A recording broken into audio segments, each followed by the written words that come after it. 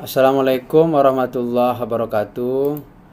Yang pertama, alhamdulillahirabbil alamin wassalatu wassalamu ala asrafil anbiya wal mursalin wa ala alihi washabbihi ajmain.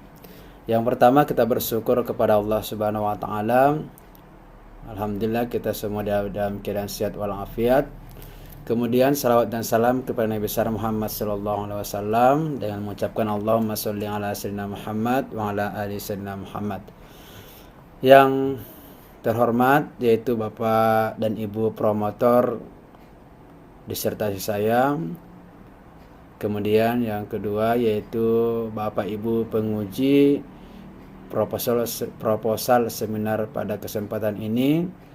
Jadi yang pertama sekali dan juga rekan-rekan mahasiswa S3 Ilmu Pendidikan Pasca Sarjana UN Universitas Negeri Padang. Okelah teman-teman yang berbahagia dan juga Bapak Ibu promotor dan penguji. Yang pertama sekali yang ingin kami di sini sampaikan bahwasanya judul daripada proposal disertasi penulis di sini adalah pengembangan model bimbingan kelompok berbasis Islami untuk meningkatkan kejujuran diri siswa Madrasah Aliyah Kota Padang. Oleh saya Malim Soleh Rambe dengan BP 1916-9015. Baiklah teman-teman seperjuangan dan juga Bapak Ibu promotor dan penguji, yang kita mulai dari latar belakang. Sebenarnya adapun latar belakang daripada kenapa saya ingin mengangkat ataupun mengembangkan model ini berawal dari Undang-Undang RI nomor 20 tahun 2003 tentang Sistem Pendidikan Nasional. Memang bahwasanya kita dituntut harus mengembangkan nilai-nilai karakter positif kepada siswa dan juga umumnya seluruh generasi muda di Indonesia ini. Nah, salah satunya bisa kita laksanakan dengan penanaman karakter kepada siswa. Jadi dengan pengembangan karakter kepada siswa ini juga sudah kita ketahui bersama ada di 18 butir bagian daripada nilai-nilai karakter yang mesti dikembangkan terhadap siswa itu. Nah, di antara 18 karakter itu yang sangat penting sekali untuk saat ini yang menurut penulis perlu untuk dikembangkan yaitu adalah karakter kejujuran. Di mana kejujuran merupakan nilai kehidupan yang mendasar dan yang sangat penting sekali dimiliki oleh siswa pada saat ini. Karena kalau kita lihat teman-teman dan juga Bapak Ibu promotor dan penguji, Indonesia bukan kekurangan orang pintar, tapi sebenarnya kekurangan orang baik, terutama adalah karakter kejujuran ini begitu. Yaitu bisa kita lihat bahwasanya memang kejujuran ini merupakan sikap atau perilaku seseorang yang diungkapkan dengan pikiran, ucapan maupun tindakan secara spontan sesuai dengan keadaan yang sebenarnya, tanpa dimanipulasi, tanpa ada rekayasa dari yang diucapkan dan dilakukan. Kemudian inilah sebenarnya tujuan, kemudian harapan yang kita laksanakan dalam kehidupan sehari-hari atau terutama siswa begitu. Nah, namun kalau kita lihat permasalahan kejujuran sekarang ini baik di sekolah atau di lapangan dan juga beberapa penelitian yang kami rangkum dari berbagai jurnal. Yang pertama kita lihat adalah dari Irlisia. Ini bisa dilihat bahwasanya beliau melihat ada beberapa bentuk sikap kejujuran dan ketidakjujuran siswa ketika mengikuti ujian. Jadi di dalam hasil penelitiannya itu menemukan beberapa sikap dan karakter anak yang menunjukkan jujur atau tidaknya jujur seorang siswa dalam mengikuti ujian.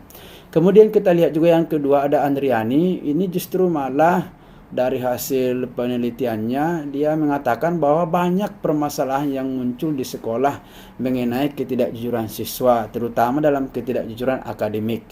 Kemudian kita lihat juga Nurul Hudayah, ini justru dia melihat bahwasanya nilai-nilai kejujuran siswa atau siswi SMA menunjukkan dalam kategori rendah dengan skor rata-rata 34,09 pada interval 31 sampai 44. Jadi memang yang dia lihat itu penerapan dan pengembangan nilai kejujuran di SMA itu rendah, kategori rendah, sehingga perlu ada beberapa sebab dan cara untuk meningkatkannya begitu. Kemudian yang keempat kita lihat juga adalah menurut Nila, ini justru mengatakan berdasarkan hasil penelitian beliau, ini untuk mengimplementasikan pendidikan karakter jujur kepada siswa baik di sekolah maupun madrasah dilakukan dengan mengintegrasikan pengembangan diri dan karakter budaya sekolah. Kemudian yang kelima adalah Dina Niartina. Ini justru malah dia menyimpulkan dari penelitiannya itu ada dua cara dalam mengembangkan karakter kejujuran diri siswa itu. Ada secara langsung dan ada secara tidak langsung.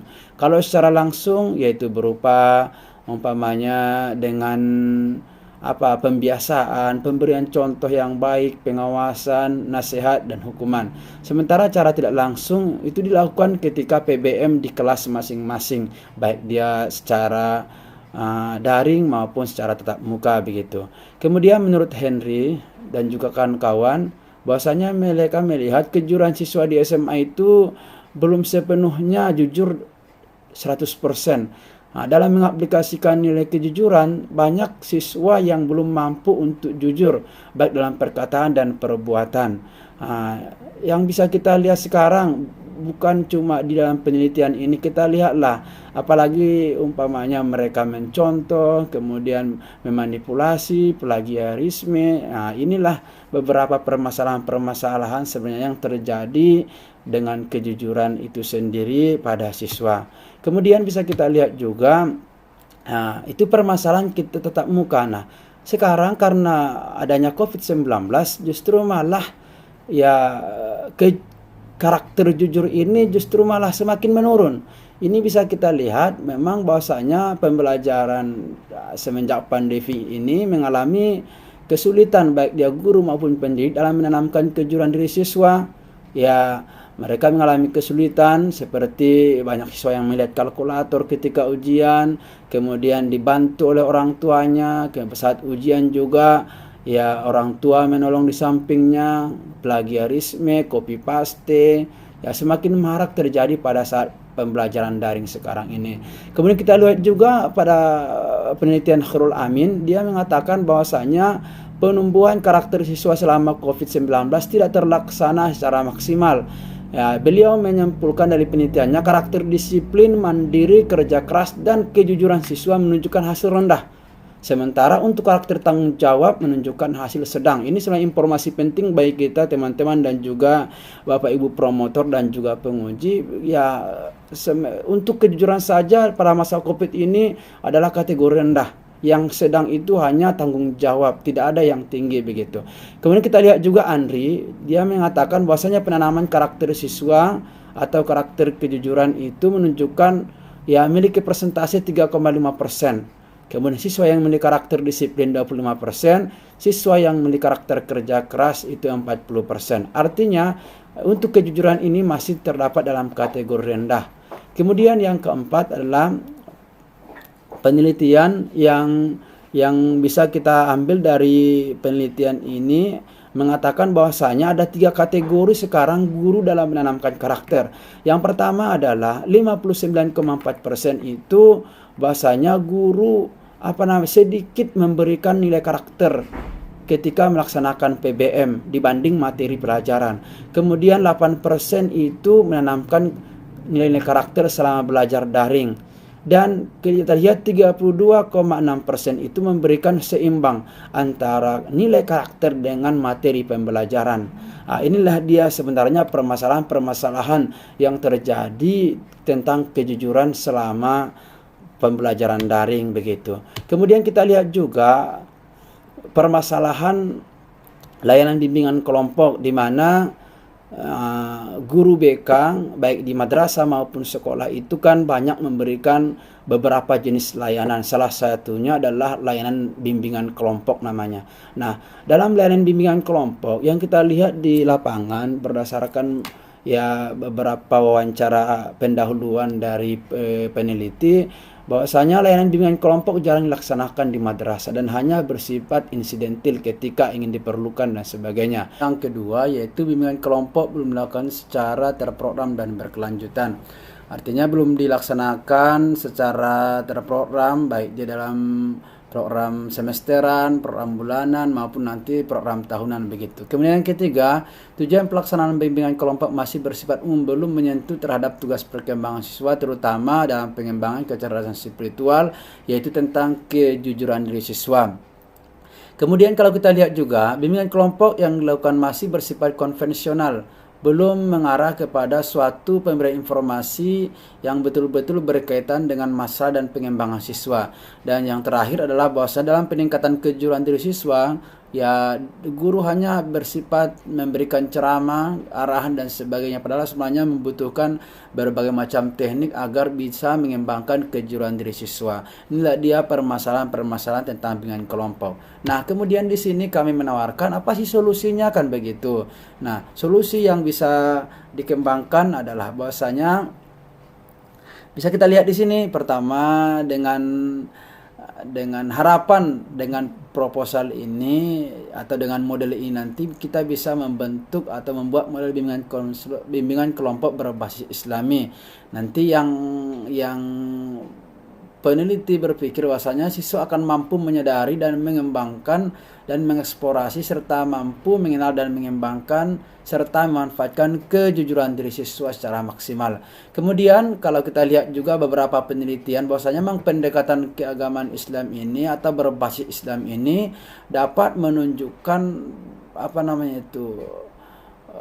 peningkatan beberapa aspek dalam pribadi siswa begitu. Contoh kita lihat temuan Zulfa, Sutoyo dan Purwanto, pasal mengatakan bahwa menunjukkan model ini dapat dan efektif meningkatkan kejujuran diri siswa terhadap peran ganda wanita. Kemudian bisa juga dengan model pendekatan ini meningkatkan penyesuaian diri siswa. Dan yang terakhir dari Rahmi Sofa mengatakan bahwasanya dengan model pendekatan ini dapat meningkatkan self-esteem siswa di sekolah. Dari berbagai tadi, baik dia permasalahan sebelum daring, setelah daring, permasalahan bimbingan kelompok, kemudian beberapa pendekatan keagamaan, membuat saya semangat dan juga ingin menjadikan peneliti lebih semangat untuk menjadikan bimbingan konseling berbasis Islam ini sebagai salah satu usaha agar bisa meninggikan kejujuran diri siswa di madrasah. Inilah dia latar belakang yang bisa kami jelaskan. Kemudian kita lihat juga identifikasi di sini.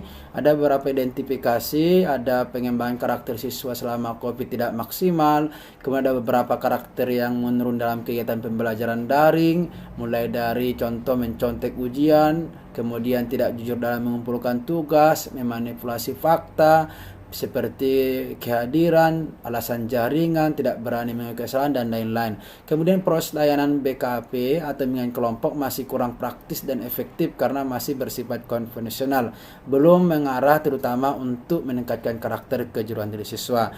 Kemudian yang keempat adalah penggunaan pelayanan dengan pendekatan moral, spiritual, dan keagamaan belum dikembangkan secara maksimal di madrasah. Dan yang terakhir, materi-materi yang dilaksanakan dalam bimbingan kelompok itu masih bersifat umum, belum mengarah kepada fitrah kebenaran, keimanan yang membuat kesadaran tentang spiritual dan perilaku anak di sekolah madrasah.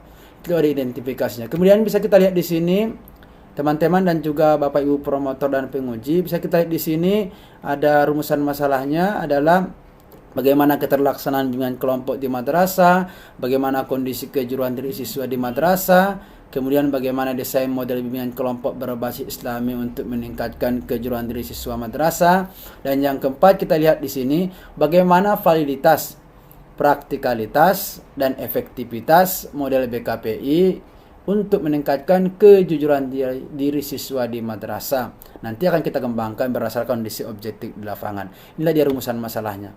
Kemudian adalah tujuan pengembangan adalah ini ada 4 seperti rumusan masalah tadi, mengungkapkan keterlaksanaan bimbingan kelompok di madrasah, mengungkapkan kondisi kejujuran diri siswa madrasah, merumuskan desain model bimbingan kelompok berbasis Islami untuk meningkatkan kejujuran diri siswa madrasah, dan yang keempat lah dengan kita harapkan nanti dengan pengembangan ini menghasilkan model BKPI yang valid, praktis, praktis dan efektif untuk meningkatkan kejujuran diri siswa madrasah yang akan kita kembangkan nanti berdasarkan kondisi objektif di lapangan begitu.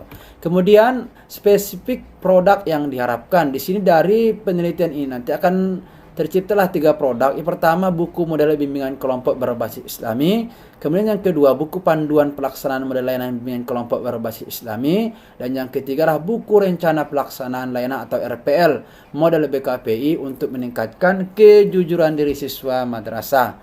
Oke Bapak Ibu dan juga teman-teman, selanjutnya adalah pentingnya atau manfaat pengembangan. Mulai dari manfaatnya sangat banyak, mulai dari mengungkap keterlaksanaan bimbingan kelompok, kemudian meningkatkan mutu layanan konseling, khususnya bimbingan konseling berbasis Islami, kemudian bahan masukan bagi orang tua, masyarakat, pemerintah, sekolah, terutama orang tua, dan juga guru BK di sekolah, sehingga bisa meningkatkan kejujuran diri siswanya di sekolah begitu.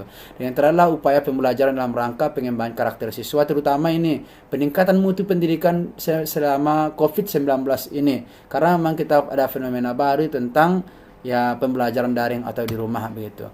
Kemudian asumsi dan keterbatasan pengembangan, asumsi penulis di sini atau peneliti banyak. Artinya apa?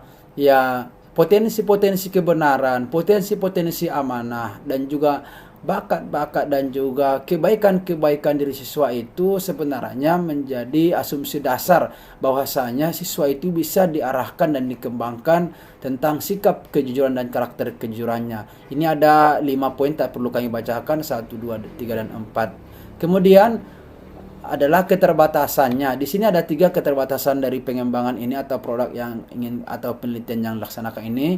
Pertama, ya pengembangan model ini disusun berdasarkan kondisi kejujuran diri siswa pada bimbingan kelompok hanya diperuntukkan bagi siswa dari madrasah yang diteliti. Jadi tentu perlu pengembangan yang lebih dalam untuk mengapakannya begitu. Kemudian yang kedua, model layanan BKP ini untuk meningkatkan kejujuran ini dikembangkan baru divalidasi dalam lingkup yang terbatas pada madrasah aliyah negeri di wilayah yang diteliti. Kemudian model layanan BKP ini hanya dapat diterapkan oleh guru BK yang berpengalaman dan terlatih secara memadai serta memiliki wawasan dan komitmen keagamaan yang kokoh. Makanya memang kami memilih di madrasah aliyah karena banyak mereka di sana guru-guru BK-nya itu berasal dari jurusan bimbingan konseling Islam, baik dari UIN atau Stein Batu Sangkar dan sebagainya begitu. Kemudian definisi istilah, bisa kita di sini definisi istilahnya bahwasanya untuk modal pengembangan tak perlu kami sampaikan, bisa kita lihat di bagian ini. Tapi yang perlu kami sampaikan adalah di sini bimbingan kelompok berbasis Islami adalah proses pemberian bantuan pada individu melalui kegiatan bimbingan kelompok atau ukhuwah dari guru BK atau konselor kepada anggota kelompok melalui dinamika kelompok dengan cara memberdayakan iman, akal, dan hati yang dianugerahkan Allah kepadanya, yang bertujuan mengajak anggota kelompok berpikir dan menggali hikmah serta makna dalam setiap aktivitas sehari-hari dengan menggunakan teknik-teknik keislaman yang sudah kami sebutkan tadi, ada ta'aruf, tafahum, ta'awun sampai kepada tasamu berdasarkan Al-Quran dan hadis. Inilah dia tentang bimbingan kelompok berbasis Islami. Kemudian kejujuran diri siswa bisa kita lihat di sini, tak perlu juga kami jelaskan, sudah di awal tadi sudah kami jelaskan begitu. Kemudian masuk kita kepada bab 2. Di dalam bab 2 ini ada 4 pembagian A sampai D. Yang pertama adalah konsep bimbingan kelompok sebagai upaya peningkatan mutu madrasah. Di sini nanti ada 7 yang akan kami bahas, mulai dari pengertian bimbingan kelompok, tujuan bimbingan kelompok, media bimbingan kelompok, tahap-tahap bimbingan kelompok, karakteristik pemimpin kelompok, penilaian dan evaluasi program bimbingan kelompok, dan yang terakhir adalah peningkatan kualitas layanan bimbingan konseling di madrasah. Kemudian pada bagian B itulah konsep dasar bimbingan konseling Islam, di mana nanti akan dikupas secara mendalam dan tuntas tentang bagaimana sih bimbingan konseling Islam itu, mulai dari pengertian, landasan, fungsi, tujuan, asas sampai kepada prinsip-prinsip bimbingan dan konseling Islam. Kemudian tinjauan pustaka yang bagian C bisa kita lihat adalah tentang konsep dasar kejujuran diri siswa. Di sini ada 7 poin nanti akan dijelaskan, mulai dari pengertian kejujuran, indikator, perkembangan kejujuran diri siswa, bentuk-bentuk kejujuran diri siswa, kemudian langkah-langkah membangun kejujuran diri siswa, kemudian ciri-ciri sikap kejujuran diri siswa itu sendiri, dan yang terakhir adalah faktor-faktor yang mempengaruhi terbentuknya kejujuran diri siswa itu sendiri. Oke, kemudian nanti ini yang terpenting sekali Bapak Ibu dan juga teman-teman yang berbahagia. Bimbingan kelompok berbasis Islami untuk meningkatkan kejujuran diri siswa. Di sini ada 13 poin secara tuntas, nanti akan dijelaskan di bab 2 ini, mulai dari rasional BKPI itu seperti apa, landasan BKPI, pengertian, visi dan misi bimbingan kelompok berbasis Islami seperti apa, tujuan dan manfaat, fungsi bidang layanan, materi, metode, tahap-tahap pelaksanaan, kualifikasi guru BK atau konselor yang diharapkan, penilaiannya seperti apa dan juga evaluasinya, sampai nanti kepada persyaratan penerapan model BKPI ini di tempat lain. Inilah bentuk bagian D pada bab 2. Kemudian kita masuk kepada ini yang terpenting sebenarnya ingin kami sampaikan adalah topik atau materi bimbingan kelompok berbasis Islami. Nah, ini topik-topik yang dibahas di sini ada 6 topik. Topik jujur dalam perkataan, jujur dalam berpikir atau berniat, jujur dalam bentuk berkeinginan atau bercita-cita, jujur dalam menepati janji dengan orang lain, jujur dalam berbuat, dan jujur dalam menerapkan makom-makom keagamaan. Inilah topik-topik yang dibahas ketika melaksanakan bimbingan kelompok. Kemudian metode yang digunakan di sini bisa kita lihat, inilah perbedaan dan sebagai novelty atau kebaruan daripada model bimbingan kelompok itu. Ya, di sini kalau kita lihat pada bimbingan kelompok konvensional itu ada 4 secara umum, namun nanti dilihat di dalam kegiatan BKPI atau bimbingan kelompok berbasis Islami, saya menggunakan adalah tata cara pembentukan insan kamil, yaitu dengan tahap ta'aruf, tafahum, ta'awun, tafakur, dan tasamuh. Ini nanti tahap yang dilaksanakan dalam kegiatan pembahasan topik di dalam bimbingan kelompok, sehingga inilah yang menjadikannya baru, yaitu dengan pendekatan pembentukan insan kamil, yaitu dengan pendekatan keagamaan, sehingga disebut sebagai bimbingan kelompok berbasis Islami begitu. Kemudian kita lihat juga tahap-tahap pelaksanaan. Ini sudah jelas kami paparkan. Sebenarnya tahap bimbingan kelompok itu ada 4, ada tahap pembentukan, tahap peralihan, tahap kegiatan atau inti, dan tahap penutup. Di mana di sini sudah jelas juga kami sampaikan ada tugas pemimpin kelompok, ada tugas anggota kelompok ketika berdiskusi membahas tentang topik-topik kejujuran tadi. Ya, ini kita lihat di sini ada tahap pembentukan, tugasnya A, B, C sudah ada, kemudian tahap peralihan juga seperti itu sudah ada. Ini pada tahap kegiatan. Nah, contoh di sini guru BK atau mengemukakan topik untuk dibahas oleh anggota kelompok. Nanti juga anggota kelompok membahas secara tuntas dan sebagainya. Sampai kepada tahap keempat, yaitu tahap penutup. Semua sudah jelas dan sudah kami paparkan tugas-tugasnya begitu. Kemudian penelitian sebelumnya ini tak perlu juga kami jelaskan rekan-rekan yang berbagi, karena ini tadi sudah ada di latar belakang masalah, yaitu penelitian Erlisia, Andriani, Nurul Hudayah, Nila Hulaini, Dina Niartina, dan Henry Januar dan kawan-kawan. Jadi sudah disampaikan tadi pada latar belakang masalah. Kemudian ini kerangka konseptual yang bisa kami sampaikan, bahwasanya di sini adalah untuk pertama kejujuran diri siswa madrasah atau KDSM, itu nanti ya, masalah-masalah kejujuran yang terjadi di lapangan. Kemudian nanti selama ini dikatakan bimbingan kelompok, dilaksanakan bimbingan kelompok, tapi masalah kejujuran juga masih meningkat, apalagi semenjak COVID. Nanti dibuatlah dengan model pendekatan berbasis Islam dengan keunggulan 1, 2, 3, sehingga nanti terbentuklah model BKPI, dan kita berharap nanti di meningkatlah kejujuran diri siswa di madrasah. Inilah dia kerangka konseptualnya. Kemudian adalah masuk kita kepada bab 3 tentang ya metode penelitian. Di sini ada 7 yang akan kami jelaskan, mulai dari model penelitian, prosedur penelitian, uji coba produk, subjek uji coba, jenis data, instrumen, dan teknik analisis data.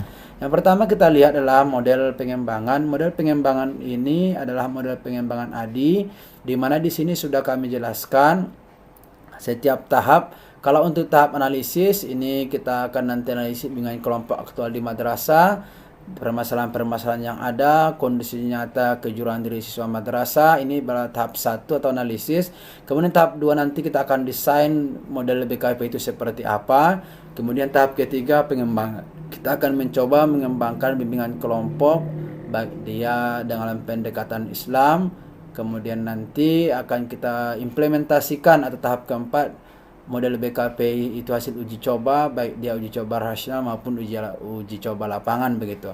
Sampai nanti tahap 5 evaluasi. Dan secara terperinci lah dia prosedur penelitian yang akan saya kembangkan. Mulai dari tahap kegiatan, analisis, kebutuhan di sini 1 2 apa kegiatan dalam tahap analisis, apa kegiatan dalam mendesain model, apa kegiatan dalam pengembangan model, dalam penerapan model sampai kepada evaluasi. Ini sudah saya deskripsikan kegiatan-kegiatan secara rinci di sini. Nanti kalau untuk lebih jelasnya bisa nanti teman-teman dan juga Bapak Ibu promotor dan penguji lihat di proposal disertasi kami begitu. Kemudian uji coba produk. Untuk uji coba produk ini, tentu uji coba pertama itu dalam ruang lingkup terbatas, yaitu pada subjek penelitian. Ini nanti diharapkan adalah untuk melaksanakan revisi terhadap model BKP yang dikembangkan. Kemudian pada uji coba produk yang kedua itu di lingkup yang lebih luas dengan sasaran dan subjek yang beragam. Kemudian yang ketiga, melakukan uji coba terhadap siswa madrasah sebagai sasaran layanan untuk mendapatkan hasil atau revisi model sehingga nanti ditemukanlah ya yang sesuai dengan kondisi dan kebutuhan nyata siswa di madrasah. Kemudian untuk subjek uji coba di sini adalah kelas 11 Madrasah Aliyah di Kota Padang, yaitu yang saat ini MAN 1 dan MAN 2 Padang. Kemudian pemilihan subjek ini kalau untuk MAN 3 nanti masih ada beberapa pertimbangan, nanti akan coba lebih dikembangkan. Kemudian dilakukan dengan teknik proporsive sampling, artinya sampel ditentukan dengan pertimbangan tertentu. Ada 4 pertimbangan yang kami jadikan kenapa memilih ini. Pertama, guru BK dalam melaksanakan bimbingan kelompok belum merancang secara menyeluruh. Kemudian konselor juga belum banyak memberikan tema-tema tentang kejujuran. Kemudian di sini yang terpenting adalah guru BK berkomitmen untuk mencobakan model ini, dan siswa sangat responsif dan antusias dalam mengikuti layanan kegiatan bimbingan kelompok. Karena di MAN 1 dan MAN 2 ini ketika S1 dan S2 juga dulu saya juga PL di situ begitu. Kemudian jenis data. Untuk jenis data kita lihat teman-teman seperjuangan dan Bapak Ibu promotor dan penguji, ada 3 jenis data kebutuhan siswa dan kondisi nyata. Pertama, data kondisi kejujuran diri siswa, kondisi pelayanan bimbingan kelompok, dan juga kondisi pengalaman siswa dalam mengikuti kegiatan BKPI. Kemudian data yang selanjutnya adalah data hasil validasi model bimbingan kelompok yang sudah dilaksanakan. Kemudian data hasil validasi buku panduan, data hasil validasi RPL, data hasil FGD pengembangan model, data hasil observasi penerapan model, dan data hasil observasi partisipasi siswa dalam menerapkan model, serta nanti adalah data hasil uji praktikalitas dan efektivitas model BKPI. Kemudian instrumen pengumpulan data, di sini juga sudah kami jelaskan secara lengkap terperinci instrumen-instrumen apa yang dilaksanakan dan digunakan ketika dalam tahap analisis, dalam mendesain model, dalam pengembangan model, dan dalam penerapan model, sampai nanti instrumen yang dilaksanakan dalam tahap evaluasi model. Contoh di sini kita lihat dalam evaluasi model ada lembar penilaian praktikalitas model BKP menurut praktisi BK, lembar penilaian praktikalitas model BKP menurut siswa, sampai nanti skala kejujuran diri siswa. Di sini bisa kita lihat teman-teman, tak perlu dijelaskan secara mendalam. Kemudian kisi-kisi instrumen juga di sini sudah kami jabarkan. Kisi-kisi instrumen di sini adalah mulai dari kejujuran dalam pikiran, ada 1 2 3 4 indikatornya. Begitu juga kejujuran dalam ucapan seperti berbicara sesuai fakta, tidak menambah atau mengurangi. Oke, kemudian di sini juga dalam kisi-kisi instrumen itu adalah dari bagian yang ketiga di sini adalah kejujuran dalam perbuatan. Di sini dibagi menjadi dua. Ada kegiatan ujian dan belajar seperti mau mengakui kesalahan atau kekeliruan dalam mengerjakan tugas, dan ujian. Kemudian contoh tidak mencontek atau memberikan contekan kepada orang lain ketika ada PR, ulangan dan ujian, tidak bertanya jawaban kepada teman, tidak membuat contekan dan sebagainya. Kemudian dalam hubungan dengan orang lain tidak bersikap berpura-pura dalam berbuat kepada orang lain, tidak menipu diri sendiri maupun orang lain, tidak melakukan perbuatan yang salah untuk mencapai suatu tujuan, tidak berbuat curang dan berkhianat, dapat dipercaya serta menepati janji. Dan inilah contoh-contoh kisi-kisi instrumen nanti yang akan dikembangkan dan menjadi indikator dan tentu nanti akan dijadikan sebagai angket dalam penelitian ini terhadap tentang kejujuran diri siswa. Kemudian selanjutnya teknik analisis data. Di mana untuk teknik analisis data di sini, untuk analisis data atau tahap pertama yaitu tentu melihat kondisi awal sebelum model BKPI dikembangkan. Ini data berkaitan dengan data pencapaian kejujuran diri siswa, data kondisi pelayanan bimbingan kelompok di madrasah, dan nanti ini digunakan dengan menggunakan uji statistik parametrik, serta nanti data kondisi nyata kegiatan BKPI di madrasah. Inilah dia teknik analis data pertama atau data tahap pertama gitu. Kemudian nanti analis data tahap kedua ini adalah analis data hasil validasi desain model. Karena nanti kan kita akan mendesain model, jadi data tahap analisnya itu adalah digunakan dengan menggunakan uji persentase, yaitu validasi desain model, validasi oleh tenaga ahli atau pakar, kemudian data yang dikumpulkan nanti ditabulasikan sehingga nanti bisa dikatakan sangat tidak valid, cukup valid, dan valid sampai nanti sangat valid dari data analisis validasi desain model tersebut begitu, dengan menggunakan ya persentase gitu.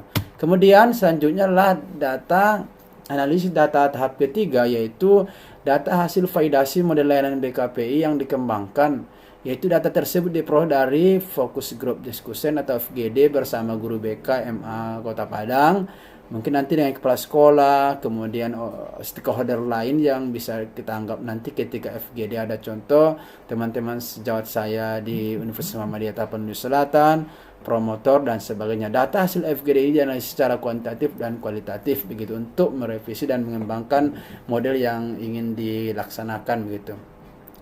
Kemudian adalah analis data tahap keempat, di mana data hasil penerapan model layanan BKPI yang dilakukan oleh guru BK dan data partisipasi siswa dalam melaksanakan model BKPI dengan menghitung skor yang diperoleh dari hasil observasi. Kemudian data tersebut nanti akan dianalisis dengan teknik persentase sehingga nanti kita bisa melihat klasifikasinya itu apakah siswa aktif, tidak aktif, cukup aktif, aktif dan sangat aktif ketika mengikuti kegiatan bimbingan kelompok berbasis Islami begitu. Dan data analisis yang terakhir adalah dilakukan untuk menguji praktikalitas dan efektivitas model BKPI untuk meningkatkan kejujuran dari siswa madrasah.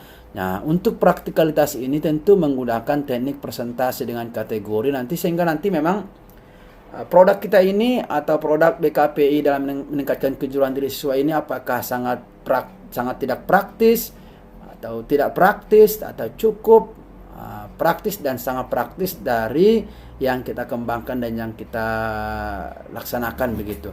Dan sementara nanti untuk uji efektivitas digunakan dengan ANOVA 2 arah. Inilah teknik analisa data yang ingin kami laksanakan. Mudah-mudahan kiranya teman-teman dan juga Bapak Ibu promotor dan penguji bisa berjalan nanti dengan baik sehingga tepat waktunya dan lancar dalam melaksanakan kegiatan penelitian nanti di lapangan.